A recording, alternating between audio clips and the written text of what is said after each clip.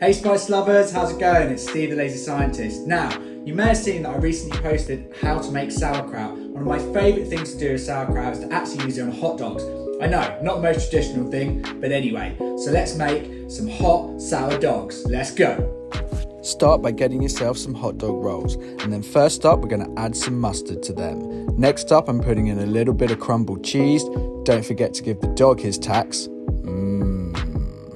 Now pooch is sorted, hit it with some pickle, some finely sliced tomato, and then some finely chopped sauerkraut. That's the good stuff right there.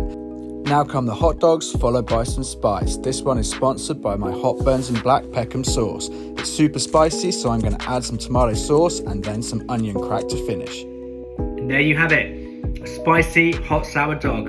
Absolutely delicious.